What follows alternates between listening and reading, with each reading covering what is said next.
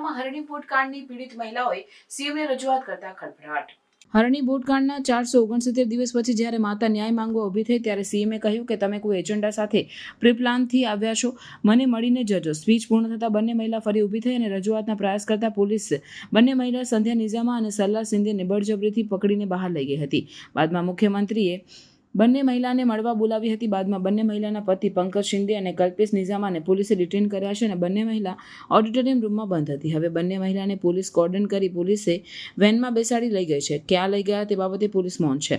CM કાર્યક્રમમાં પોતાનું ભાષણ આપી રહ્યા હતા ત્યાં અચાનક જ હરણી બૂટકાંડની બે મહિલા બોલવા માંડી। 1.5 વર્ષથી મળવા માંગીએ છીએ, કોઈ મળવા દેતું નથી। સીએમએ કહ્યું, તમે કોઈ એજન્ડા સાથે પ્રી પ્લાનથી આવ્યા છો, મને મળીને જજો। સોમવારે આવી જા, આજે પણ હું મળીશ। મારે લખેલું તૈયાર હોય છે, છતાં આજે મારે એમ બોલવાનું થઈ ગયું। પહેલાનો અને હાલનો વિકાસ ચેક કરેલો ઉલ્લેખનીય છે કે આવાસ યોજનાના મકાન ન ફાળવવા બાબતે સંધ્યા નિઝામા અને સરલા સિંધે ચાલુ કાર્યક્રમમાં રજૂઆત કરી હતી।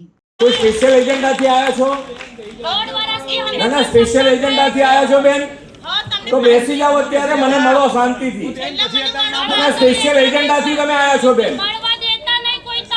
ના મળશો તમે, અત્યારે મળી શકાશે। બેસી જાઓ અત્યારે, તમે અત્યારે બેસી જાઓ, તમે મળીને જજો। તમે મને મળાવશે તમને। તમે એજન્ડાથી આવ્યા છો બેન?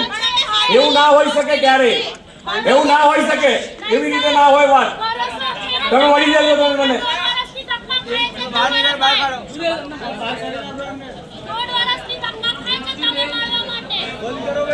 તો આ બાજુ હવે આપણે એની પર ધ્યાન ના આપશો, સ્પેશિયલ એજન્ડાથી આવેલા છે એટલે, અને કોઈ પણ મળી શકે છે અને ઘણા બધા રેગ્યુલર આવે પણ છે, પણ જ્યારે કોઈ પ્રોગ્રામમાં આવ્યા હોય અને એ પ્રોગ્રામમાં આપણી રજૂઆત કરવી એ વ્યાજબી આપણી સંસ્કારી નગરીને શોભે નહીં।